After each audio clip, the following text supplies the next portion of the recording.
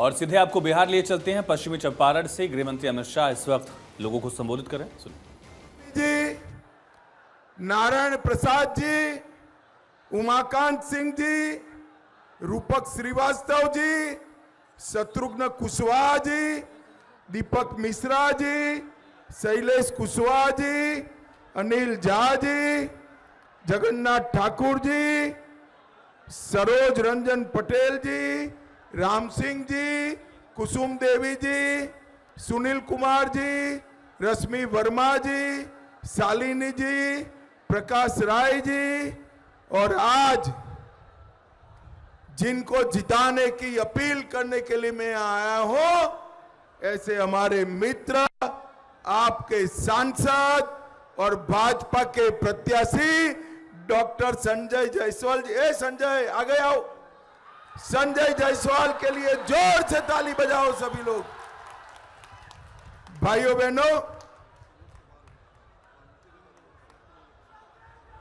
वाल्मीकि नगर के हमारे प्रत्याशी सुनील कुमार भी आए हैं। आगे आइए सुनील जी, ताली बजाइए सुनील कुमार जी के लिए।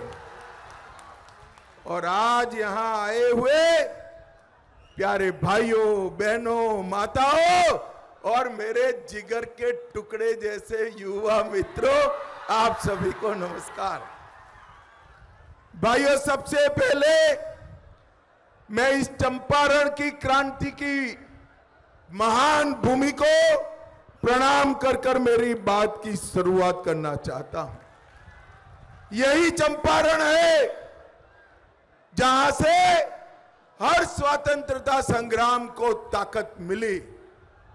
यहां पर जब महात्मा गांधी आए, देश की आजादी के आंदोलन को नई दिशा देने का काम महात्मा ने किया था।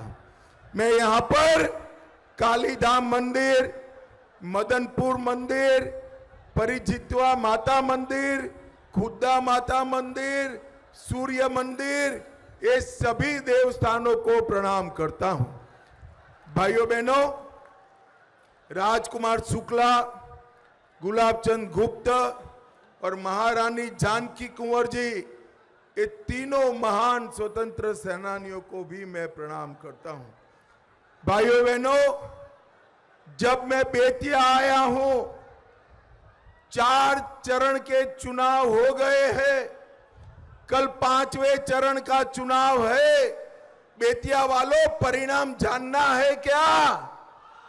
अरे जोर से बोलो, जानना है तो जानना है क्या? भाइयों बहनों, मेरी बात डायरी में लिख कर रखना। 4 चरण में मोदी जी 270 पार कर चुके हैं दोस्तों। और भाइयों बहनों, ये लालू जी की पार्टी को 4 भी नहीं मिल रहा और राहुल बाबा को 40 भी नहीं मिल रहा है।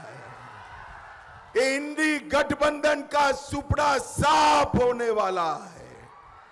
भाइयों बहनों, ये इंडी गठबंधन जो है, ये झूठ का व्यापार करने वाले लोग, झूठ बोलकर जनता को गुमराह कर राजनीति में विजय प्राप्त करना चाहते हैं। ये कहते हैं कि मोदी जी 400 पार होंगे तो आरक्षण हटा देंगे। बेतिया वालों, इससे बड़ा कोई झूठ नहीं हो सकता। मैं आज आपको बताने आया हूं, 10 साल से मोदी जी के पास पर्याप्त बहुमत है। मोदी जी ने कभी आरक्षण को हाथ लगाया है क्या? बताइए भाई, लगाया है? मोदी जी ने कभी आरक्षण को हाथ नहीं लगाया है। मैं आज आपके बीच में कहकर जाता हूं, जब तक संसद में एक भी भाजपा का सांसद है, एसटी, एससी और पिछड़ों के आरक्षण को कोई हाथ नहीं लगा सकता। ये मोदी का गारंटी। भाइयों बहनों, पिछड़े समाज का, ओबीसी के आरक्षण पर डाका डालने का काम अगर किसी ने किया है तो ये कांग्रेस पार्टी ने किया है। मैं आपको बताने आया हूं, कर्नाटक और तेलंगाना के अंदर 5% और 4% माइनॉरिटी को आरक्षण दिया, मुस्लिमों को आरक्षण दिया, जो संविधान सम्मत नहीं है। हमारा संविधान धर्म के आधार पर आरक्षण को परमिशन नहीं देता है। अब मैं बताना चाहता हूं और पूछना चाहता हूं लाली जी को, एक कांग्रेस पार्टी जिसकी गोदी में आप बैठे हैं, उसने 5% मुस्लिम आरक्षण दिया, किसका कटा? भाइयों बहनों, किसका कटा? मैं आपको बताना चाहता हूं, ये 5% पिछड़ा और अति पिछड़ा का आरक्षण काटकर मुसलमानों को देने का काम एक कांग्रेस पार्टी ने किया है। भाइयों बहनों, ये लालू यादव कहते हैं कि सब मुसलमानों को आरक्षण 100% देना चाहिए। लालू जी, किसका काट कर दोगे?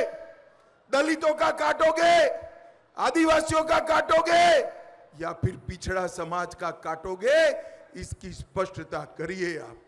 भाइयों बहनों, लालू प्रसाद यादव वोट बैंक के लिए और अपने बेटे को मुख्यमंत्री बनाने के लिए पिछड़ा विरोधी कांग्रेस पार्टी की गोदी में बैठे हैं। ये कांग्रेस पार्टी ने काका साहेब कालेलकर कमीशन का सालों तक उसको स्क्रैप में डालने का काम किया। मंडल कमीशन आया, इंदिरा गांधी ने ठंडे बस्ते में डाला, और जब संसद में चर्चा आई, राजीव गांधी ने इसका विरोध किया।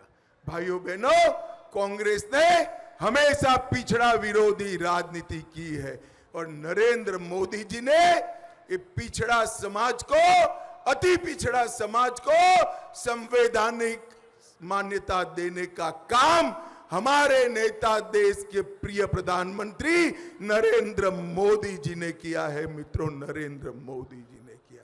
मैं आज आपको कहने आया, इतने साल तक इन्होंने राजनीति करी, कभी भी गरीब का कुछ नहीं किया। नरेंद्र मोदी जी ने 14 करोड़ गरीबों के घर में नल से जल भेजने का काम किया है।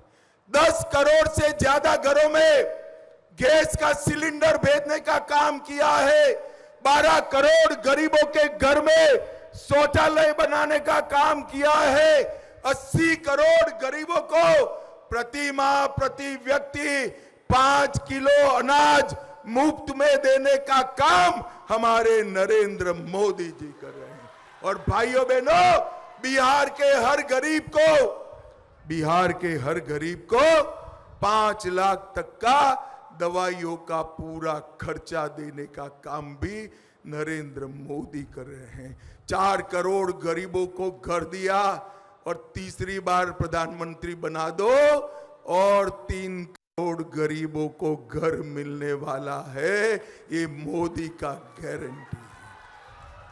बेतिया वालों, मुझे बताओ भाई, ये पाक ऑक्यूपाई कश्मीर हमारा है या नहीं है? अरे जोर से बोलो, है या नहीं है?